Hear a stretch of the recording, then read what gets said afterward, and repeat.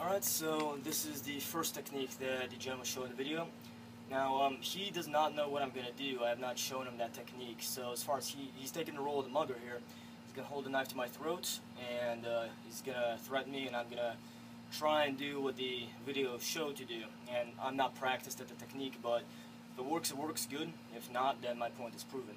So I'm going to put your left hand on my shoulder, and just grip it, and your right knife like this. Alright, so this was the situation in the video, and he's threatening me. Alright, so you're set, we're acting.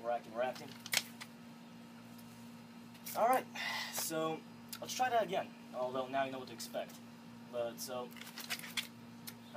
so second time, this time I knew what to expect, but motion was exactly the same and we did even faster. So, put your hand down here, and all I'm going to say is what the technique was supposed to be. I'll link to the video, but he knocks the knife away, and then goes for some kind of wrist lock or elbow lock. Problem is, I didn't even bring my empty hand up here to try that because you may have noticed if you do the video in slow motion, the second this goes this way, his hand just comes down and around. If we do slow motion and I start going this way for the arm or under, same thing. And that's exactly what I talked about in the video.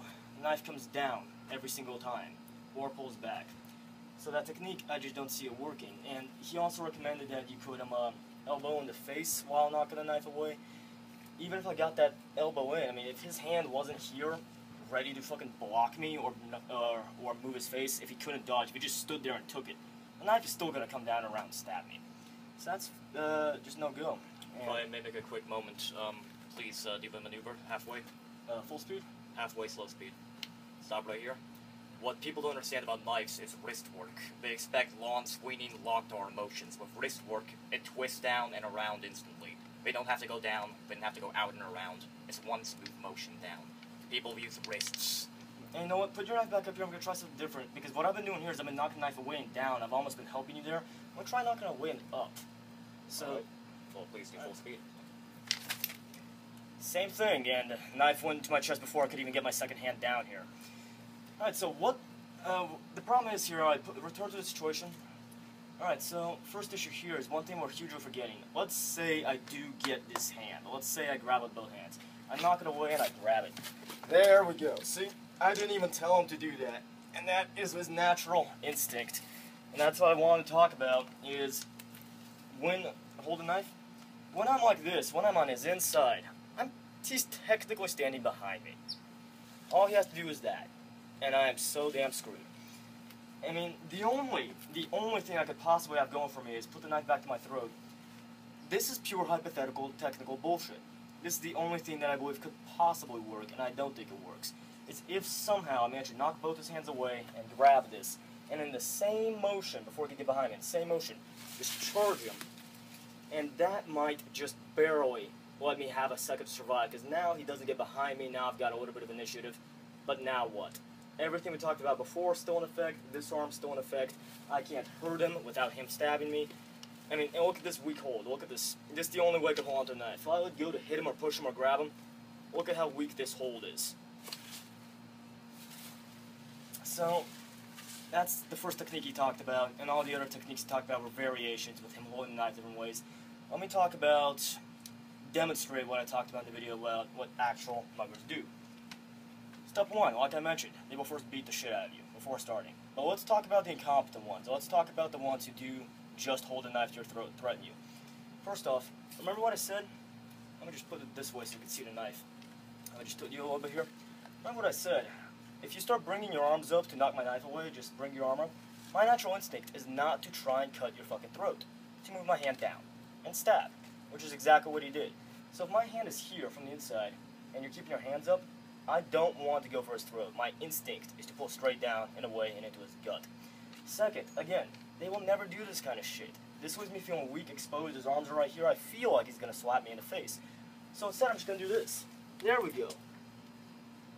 He can't bring his arms up from the inside, he can't bring them up from the outside. I'm clutching him. All I want is wallet. What can he possibly do? He hits me in the face. Look at how his head's sandwiched. Look at where the knife is. Look at that. And further on is often again, let me just demonstrate what the average monkey really does look like. Let's say we're walking past each other, I've got a knife out, hey buddy, hey, we're walking, Hi, we're walking. hi, what's I up? just walk right past him, bump into him, and then from behind, grab him, put him to the ground. Now I'm gonna slap him in the face a few times, hurt him. Hey, here's the knife, don't fucking move. And here's what most of the time they do. They don't even ask you for the wallet. I'm gonna take his fucking wallet. It's a robbery. And then, goodbye. After beating him in the face a few times. And the other thing is with the technique is if you put your hand out with those sweeping motions, with the techniques where you knock it and lock it and all that kind of shit. Again, the problem is, go ahead, move my arm laterally. It's what I talked about in the video. My natural instinct is to pull the knife straight back to my ribs where he can't get. He starts knocking the knife away from me. I'm not going to keep trying to go through his arm and stab him. I'm just going to pull back, work him with this hand, and go forward again. And that's pretty much all this is. It's a much shorter video because we've already talked about and discussed all the issues with knife fighting. It's all still in effect. If I Empty may hand works. reference you to the first video where we demonstrated various techniques, the most Please important watch them all if of you haven't. what I mentioned before is speed and grip. We fully demonstrate you do not have a reflexes to get into a wrist lock or a grip. It's a myth. You And do at this not. point, we're just repeating what we've already talked about. I just want to focus on that one technique and show a little bit of just how iffy it is. And like I mentioned in the part 3 sit-down video, why I'm showing this kind of stuff and how the mugger would come at you is to keep you in that mindset that bad guys are not predictable. That they're not going to do exactly what we want and let them do the technique. I mean, also, what if he's aggressive as hell? What if he's pissed off? What if I go here and I ask him for the money and he takes too long? He's not reaching for his wallet, and I just go boom and fuck you. And again, we can't assume that muggers are just that predictable. We Yeah. can't assume it's that easy. If I may, quite simply, if he's asking for the wallet, he has not decided to murder you. If he was going to murder you flat out, he would have done it and taken the wallet. It is infinitely less risk to just give him the damn wallet. So anyway, like I said, at this point we're basically repeating ourselves. We've gone over all this. I just want to show that particular technique and discuss a little bit and demonstrate a little bit of how muggers actually work. So thank you for watching again. If you have any comments, we may make more videos like this. If you have techniques that you want us to look at, please do. And that reminds you, there's one last thing I want to talk about, one last technique. Please hold the knife. And we're going to start from the hypothetical that I managed to grab his arm without, and he's not going to be using his hand. I just want to talk about one more problem. The most common technique I see for knife disarms is when you grab the arm with both hands and work locks like that, wrist locks, elbow locks, and you get the arm behind him and take the knife away, and all sorts of shit like that. And what I want to do is I just want to try and get that elbow lock. I want you to flex your arm, tense it, and resist as much as you can. And I'm going to do this hard. I'm going to hit you here. Please. So, alright. So, you got the knife out. You see that? His arm just stopped right here. I'm pulling it as hard as I can, and I can't get his arm back anymore. Look at where the knife is right now. The slightest motion forward, and I'm screwed. His empty hand just came around. I hit this elbow. I didn't just push him. I hit it, and I got it this far.